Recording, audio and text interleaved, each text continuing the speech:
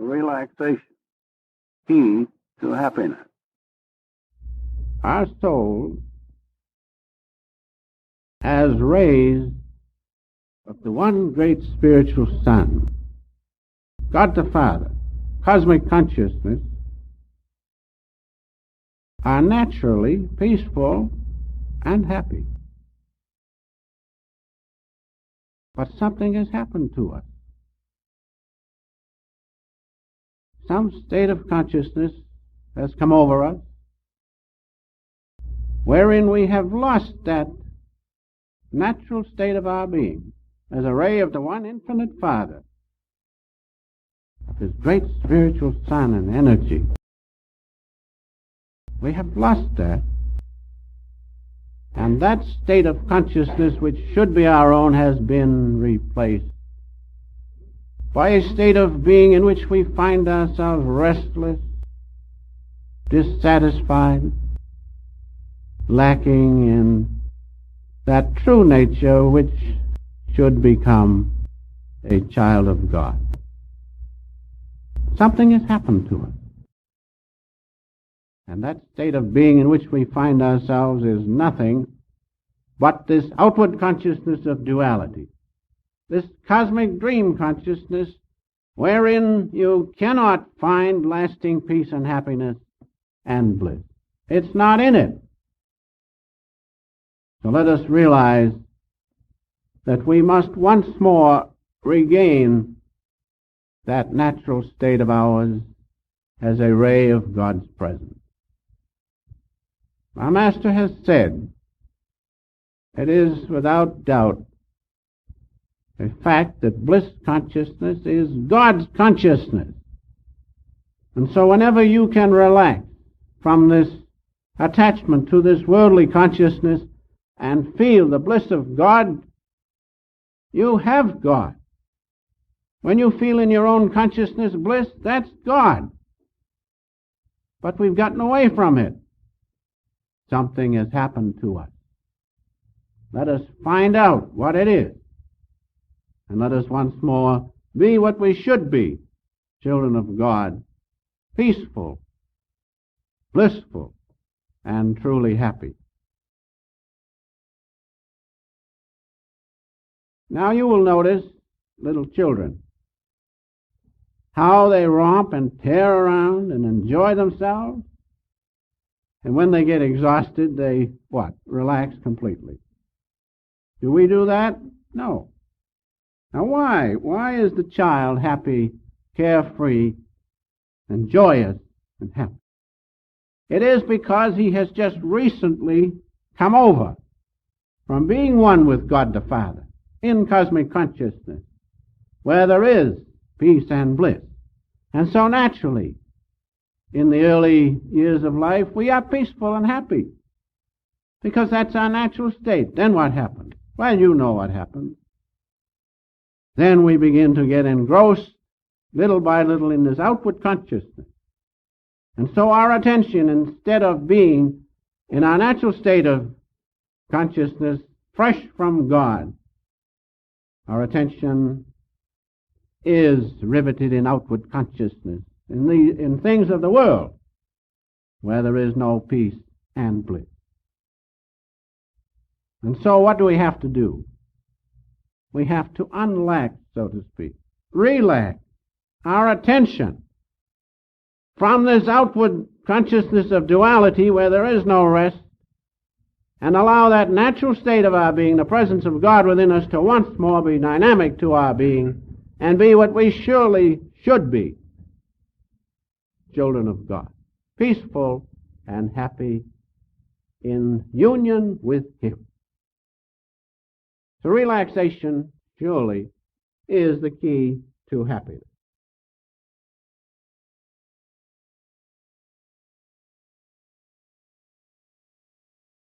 You know what happens when later consciousness comes, when we grow up and get into all sorts of difficulties. By just being naturally in this cosmic dream, that's his nature. In the world now, we find great emotional stresses and mental emotional diseases neuroses and psychoses and whatever they call them. It doesn't make much difference. We're in a mess, so to speak. And these things are here with us, and they're increasing. Why? Why? Because our attention is in outward consciousness, that's all. You won't find it in God within. If you can realize your oneness with Him, no psychosis or neurosis can remain. No unhappiness can stay when you know your Father's peace and bliss and His great security and inner assurance is with you. Don't you think you'll be happy? Certainly you'll be happy. If you doubt it, try it. Follow the self-realization techniques. Follow the teachings of the Master. Know the presence of God within. See if you aren't happy. How do you do it? By relaxing, as I have said, your attention from attachment to those outward things which keep you distracted and away from God. You must relax that attention. Break the bond which keeps us acting not like God's children, but as automatic beings, being pushed here and there, as we should not be, being children of God. Now let us say a word or two about unhappiness. Unhappiness. What is the cause of unhappiness? It's just one thing. Unfulfilled desire. That's all. Unfulfilled desire is the cause of unhappiness. Now those unfulfilled desires are of three kinds: material, mental, and spiritual. Unfulfilled desires. Let us take up first just a word or two about unfulfilled material desires. You want a house, you want an automobile, and you do not get it. Well, you become unhappy, that's all. Speaking about unfulfilled desires on the material plane reminds me of something. When we first came here from Boston to be with the Master, one of the conditions was that Mrs. Lewis would have a home, a house, you know. That was sort of the bribe to get her here. Well, that's all right. She was supposed to have that. So when we got here and were with the Master, he went from here to there. He just wanted us with him. Well, I knew it, see, but she couldn't understand why the house wasn't forthcoming. Master wanted us with him. I'm so happy that he felt that way. And so the house was put off, kept being put off. First it was to live in Long Beach, and then it was San Diego, and finally he says, "I'd like to have you with me." Well, what can you do? And the Master says, "I'd like to have you with me." Then it went along, and she was wondering when the house was coming. I said, "Why don't you ask him?" So she did, and she said, "Sir," we used to call him Sir, "how about that house I was going to have?" "What house?" "Well, sir, I was promised a house when I came here on a hill where I could see the ocean." "What hill?" "How high is the hill?" And Master, could be quite funny at times. So that went on. And finally he said, "Mildred," he said, "how could you, with your heart condition, live on a hill?" But it ended that, of course, the house hasn't been forthcoming. But something has been forthcoming that far exceeded our little house. And now I don't hear anything about the house on the hill. That unfulfilled desire has been forgotten. But I will say it has been replaced by a much greater realization than just having that material desire fulfilled. And so with us, we see a nice hat, we don't get it, and that desire is not fulfilled, and we are unhappy. Now on the mental plane it's the same way. We expect our children to grow up and be what we'd like to have them be. They do not do that, and we are unhappy. And people are frustrated on the mental plane. They want to be something in life, and it doesn't work out. But on the spiritual plane of unfulfillment, that's the worst, because that cuts at our very soul.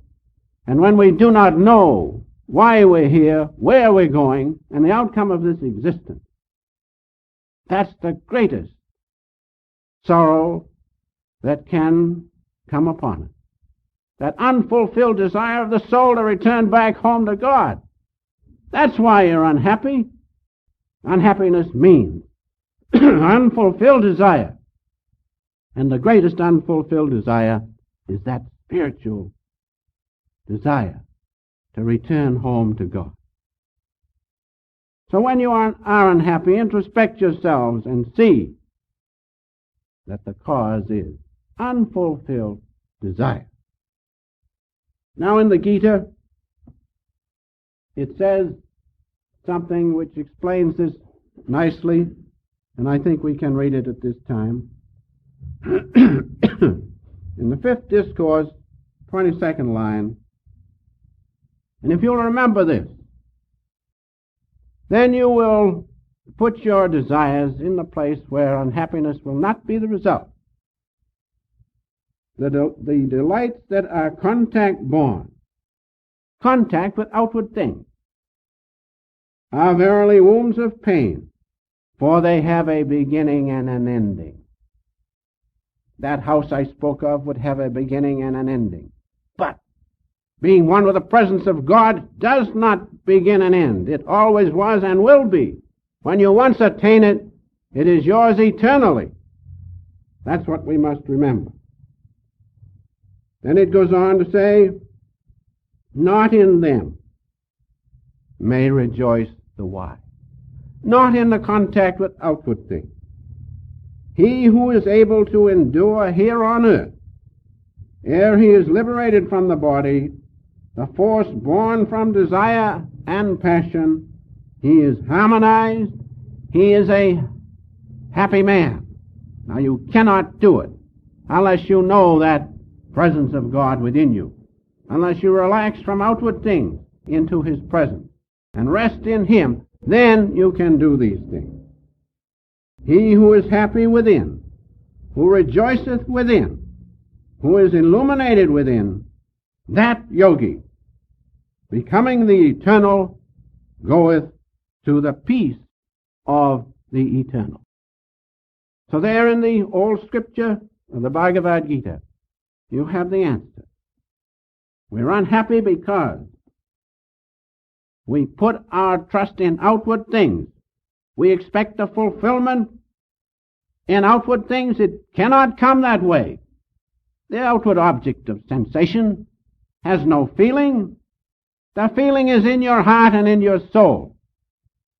And so one thing to remember, when you contact outward things, when you are eating food, the simple pleasures of life, realize this, that if you can put your attention, even in a house, or anything that you attain, when you receive that thing, if you put your attention in the heart, or in the soul, or in the presence of God within, there will be no attachment to that object of sense.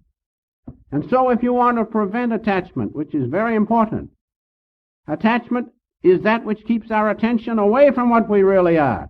If you want to prevent that attachment, do not place the fulfillment in the object of sensation or outward thing, but feel it in the soul. And that applies even to eating.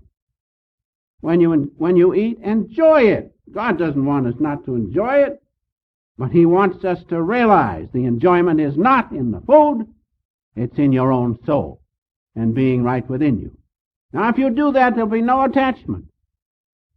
And if those things which you like, the food you like, doesn't happen to be on the menu, it won't bother you. But if you're attached to the food and it isn't there, let's get out of here. Let's find a place where it is. That's why, because there's an attachment there. Now, let us just say a word or two about the opposite of unhappiness, which is happiness. Happiness, as I have said, is spontaneous and natural. Because God is what? He's bliss. And we are His children. And so happiness is the natural condition of our soul. We have it right within us. But we make the mistake of looking for it, its fulfillment in outward things, in outward consciousness. Master used to tell the story about the musk deer. I know some of you remember it. The musk deer smells the musk. And then it begins running hither and yon, trying to find the musk which is right within himself. And so it runs and tears here and there, finally comes to the precipice and plunges over, trying to find the musk, and is destroyed when the musk was right in its own navel. And so with us, we are trying to find that happiness, running hither and yon, when it's right within ourselves, right within our souls. It's the natural attribute of our soul, peace and bliss, because that's God. So happiness is right with us. We do not have to find it in outward things. But having sought it in outward things, we have to break that attachment which we have built up. Now, as to relaxation. Relaxation, the definition is the freeing of the attention from those things of distraction which prevent us from attaining permanent peace and bliss and happiness. The relaxing of those things of distraction which prevent us from attaining permanent peace and happiness. Attention is the key. And attention is what? Our attention is our consciousness plus the life force. That's all we have. That's what we're made up of. We think we are these bodies. When you say your name, you think of your body and the color of your hair and all that goes with it. But you are not that. You are simply consciousness plus the power of that consciousness. That's what you are. Now that consciousness has been attached to outward things. And it's very firmly attached. It's very hard to break the attachment. But the key is to do that. The key is to break that attachment of your own consciousness to this outward living, this body and its functions, and having freed the attention, place it on what you truly are, the presence of God within you, His peace and His bliss and His joy. How to do that? You have the techniques of self-realization given by one who had freed his attention from the body and from this life, who had superseded his existence here and existed in the presence of God wholly. So we have the ways and the means.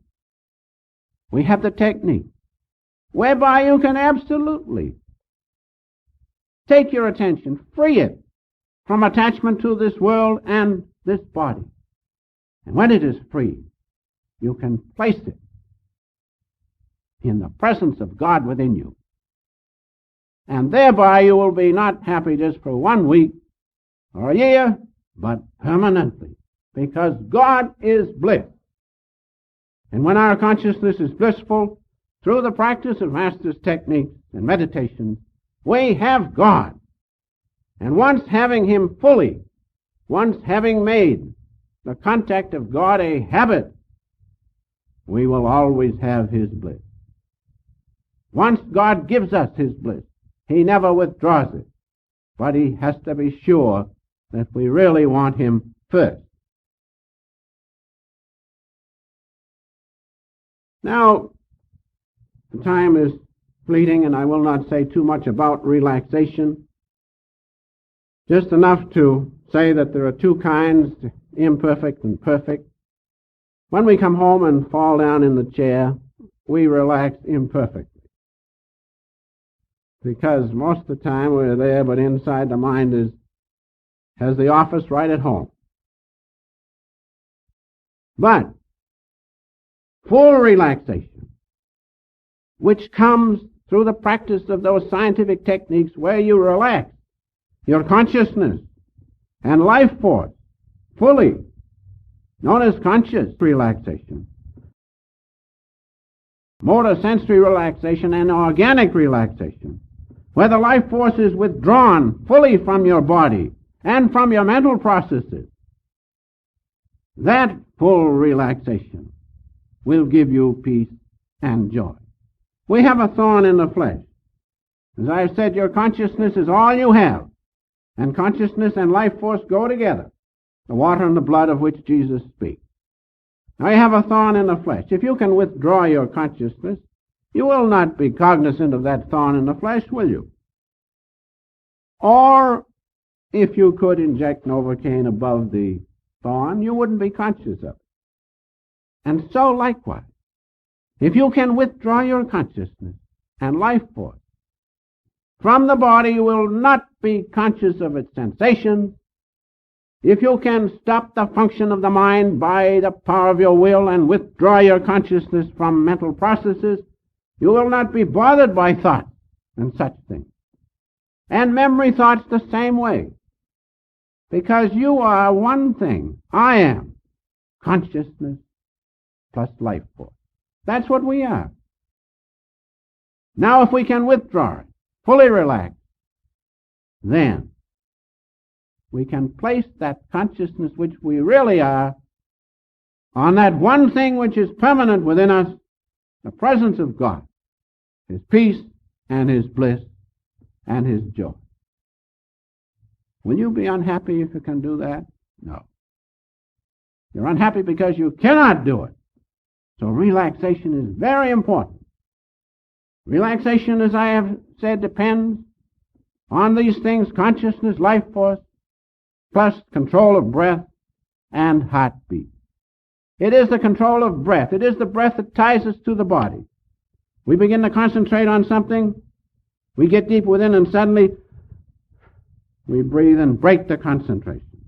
Some people go around breathing heavily, and their heart is beating heavily, taking all the life force to keep it going. How can they relax? They cannot. Remember, it is the heartbeat and the breath that ties our consciousness to this vehicle. And we have to break the attachment of our attention to this body and to this existence in which we find ourselves. If we can do that, then we can place our consciousness on God within. But not until you can relax it. You know how it is you come home from the office? Do you bring the office home with you? Most of us do or did. Why? Because you have not control of your attention on the thought processes. So when you come home, you relax in the chair, but the office is still with you. One thing I learned from the Master was when I left the office to leave it, to shut the door, leave it. Of course, they woke me up in the middle of the night once in a while and I got out, but I was not bothered all the time by my attention riveted to the outward consciousness of my office. So that's what happens. We have to do that. We have to break the attachment of our attention, our consciousness to this worldly existence through relaxation.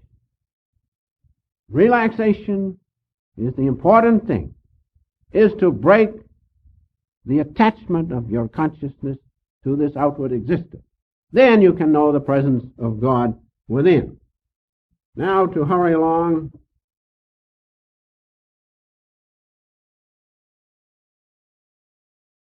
when all is said and done, we have the techniques of the Master.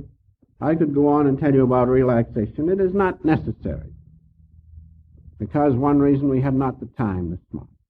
But when all is said and done, remember this one thing: the greatest way to relax,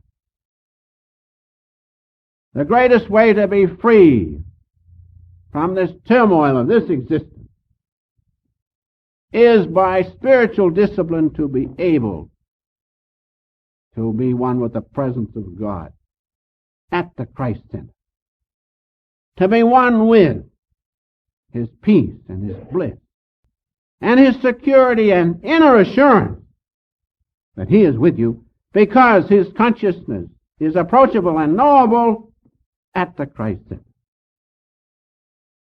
If you follow the techniques of self-realization and by following them perform spiritual discipline, you will be able to merge in the presence of God right within you. If you can do that, will you be unhappy? No. Unhappiness cannot exist when the presence of God is with you.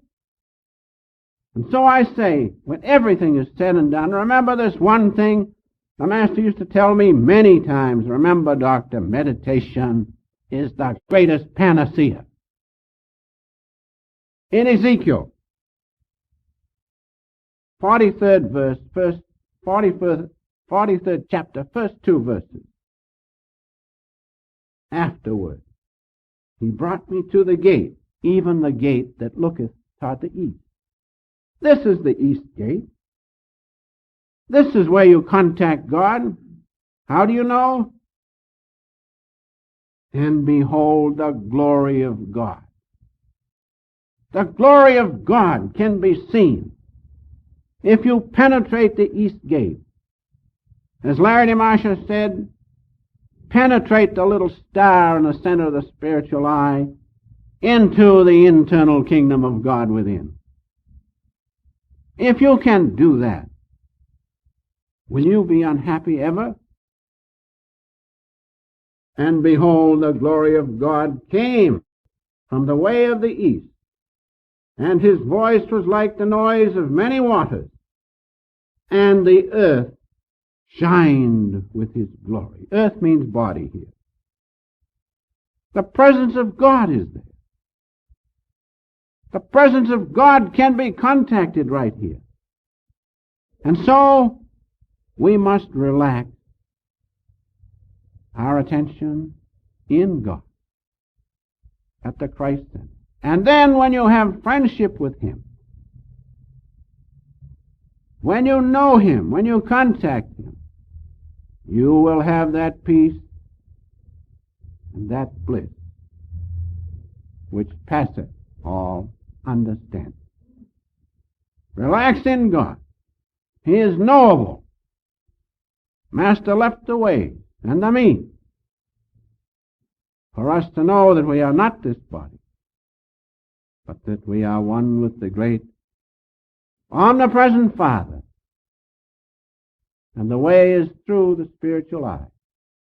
Relax there. Don't look to outward things to solve your problems.